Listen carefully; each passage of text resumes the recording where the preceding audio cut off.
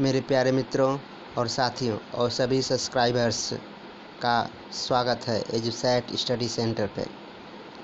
Milton was born in 1608 in London. Milton साहब London में 1608 में पैदा हुए थे।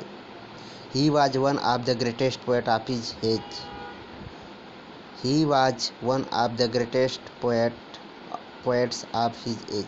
वह महान अपने समय के महान या अपने शताब्दी के महान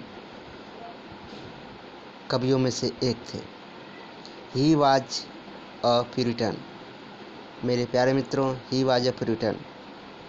वह एक प्यूरिटन थे। अब प्यूरिटन का मतलब हम समझेंगे क्या होता है। एक सेकेंड के लिए हम उसका फुल डिटेल स्टडी करेंगे। हाँ प्यारे मित्र, यहाँ प्यूरिटन का मतलब होता है a person who has highly moral standards and who thinks that it is wrong to enjoy yourself. नैतिकता पर बहुत अधिक बल देने वाला व्यक्ति जो भोग विलास को गलत मानता है उसको बोलते हैं शुद्धाचारी। तो मेरे प्यारे मित्रों, आपने प्यूरिटन का मतलब समझ लें कि मिल्टन किस प्रकार के व्यक्ति थे। भोग विलास की चीज़ों को वो गलत मानते थे। आगे हम पढ़ेंगे फिर।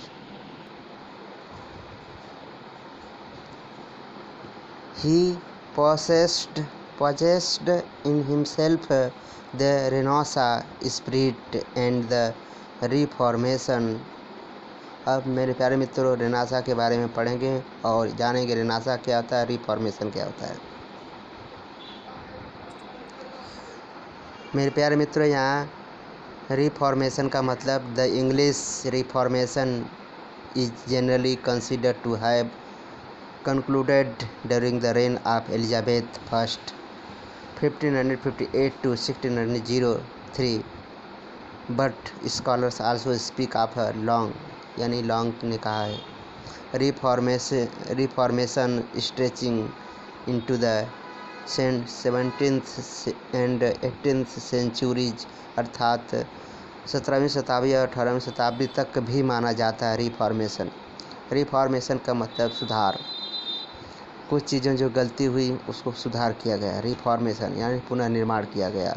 जो चीज़ें छूट रही थी या जो चीज़ें में इम्प्रूवमेंट किया जा सकता था उसका दोबारा पुनर्निर्माण किया गया। आगे हम फिर अगला पढ़ते हैं मिल्टन के बारे में। मेरे प्यारे मित्रों, और रेनासा का मतलब होता है रीबर्थ यानी पुनर्जागरण, यानी ज्ञान विज्ञान साइंस का इसमें पुनः जागरण हुआ जो पिछले शासनकाल में मिल्टन के चीज़ें छूट गई थी या जिसको लोग ध्यान नहीं दे रहे थे। आगे, Milton was a great scholars of classical literature as well as Hebrew. अब यहाँ पर क्या है, हिब्रू इसको पढ़ते हिब्रू। तो वे क्या था कि मिल्टन जो बहुत ही पुरानी चीज़ों अर्थात क्लासिकल यानी प्राचीन लिटरेचर और साहित्य का वो एक बहुत बड़ा विद्वान थे और साथ ही हिब्रू का भी थे। हिब्रू क्या होता है हम आगे पढ़ेंगे और देखते हैं इसका डिटेल। मेरे प्यारे मित्रों, यहाँ लिखा है हिब्रू का मतलब एक नाउन शब्द है, a member of an ancient people living in what is now Israel and. अब ये इजराइल में है, and Palestine and according to the biblical tradition यानी जो बाइबिल से रिलेटेड हो, descended from the patriarch Jacob grandson of Abraham after the exodus 13th century BC।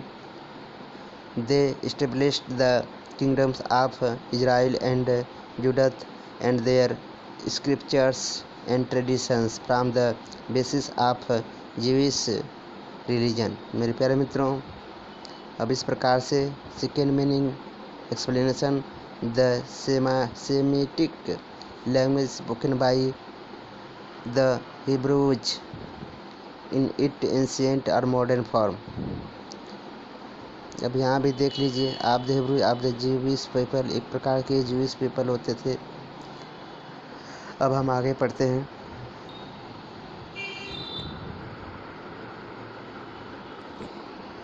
He was also a child of Renaissance, अर्थात इनको चिनाई Renaissance का बच्चा कहा जाता है, बच्चा के रूप में, अर्थात इन्होंने रेनासा में जन्म लिया था। As an artist he is considered as the last Elizabethan, और एक कलाकार के रूप में इनको लास्ट एलिजाबेथन कहा जाता है, अर्थात ये एलिजाबेथ के अंतिम पोएट कवि या स्कॉलर रहे हैं माना जाता है। Milton become blind at the age of 44, 44 साल की उम्र में मिल्टन अंधे हो जाते हैं। इसके पीछे कहानी है कि वे बहुत ज़्यादा पढ़ते थे, बचपन से ही 12 साल की उम्र से ही वे 12 बजे रात से पहले नहीं सोते थे, खूब पढ़ते थे, और डॉक्टर ने उनको मना कर दिया था कि रात को मत पढ़ना, लेकिन वे नहीं माने। इस प्रकार से उनकी दोनों आंखें खराब हो गई। आगे पढ़ते हैं हम लोग। Milton was a lover of Hellenic art. अब हेलेनिक आर्ट क्या होता है हम लोग पढ़ते हैं।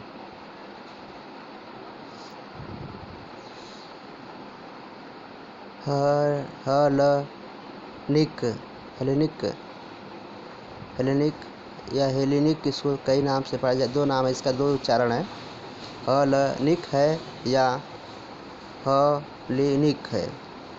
तो इसका क्या मतलब है? The branch of the Indo European language family comprising classical and modern Greek. तो मेरे प्यारे मित्रों, इसका ये मतलब है, तो आप समझ गए होंगे। आगे हम लोग पढ़ते हैं। He was full of conflicting cultures, यानी कि वे बहुत ही जो सांस्कृतिक चीज़ें थी उसका प्रतिबिंब देख सकते हैं। कन्फ्लिक्ट, द्वंद्व मिलेगा आपको। कन्फ्लिक्टिंग का मतलब हम लोग समझते हैं। आगे humanism and Puritanism. Comus is Milton's first didactic poem with a Puritan philosophy. It is in the form of masque. यह मास्क का मतलब ये होता है जो सिर्फ दरबार में खेले जाने के लिए प्ले होता है, यह परफॉर्मिंग के लिए नहीं होता है। इसका जो एक्टिंग की जाती है दरबार के लिए की जाती है, यह स्टेज के लिए नहीं होता है।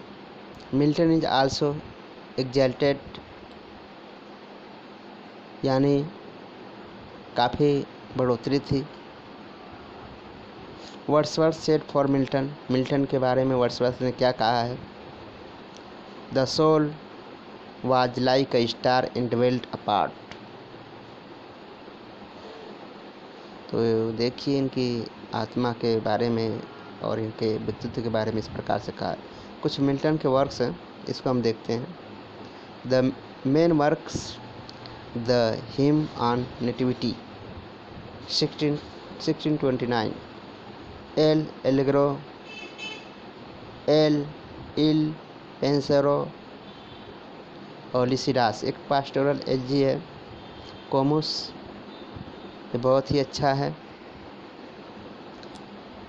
और पैराडाइज लॉस्ट, पैराडाइज रिगेंड, हाँ पैराडाइज लास्ट में 12 बुक हैं, और पैराडाइज रिगेंड एक बहुत ही अच्छी बुक है, और ये बहुत ही बढ़िया काव्य माना जाता है। यह मिल्टन के अंधा होने के बाद लिखा गया, ये उनकी सबसे सर्वश्रेष्ठ रचना है, पैराडाइज रिगेंड। और आगे है सैमसन एगोनिस्टस। इसका मतलब है कि यह भी एक बहुत अच्छा है, और इन सारी रचनाओं को आप डिटेल पढ़ेंगे किसी वीडियो में। तो मेरे प्यारे मित्रों, मैंने प्रयास किया है एक शॉर्ट बायोग्राफी ऑन मिल्टन पे मैंने आपको परिचय कराने का प्रयास किया हूँ। अगर जो भी त्रुटियाँ हो क्षमा करिएगा और साथ ही कमेंट ज़रूर करिए। और वीडियो मेरा पसंद आए, वीडियो का मेरा जो प्रयास है वो पसंद आए और कंटेंट सही लगे और तरीका सही लगे तो मेरे वीडियो को लाइक, सब्सक्राइब, शेयर करना ना भूलें। Thank you all of you. Don't forget to watch my full video and subscribe my channel. Thank you all of you. I will meet you in next video.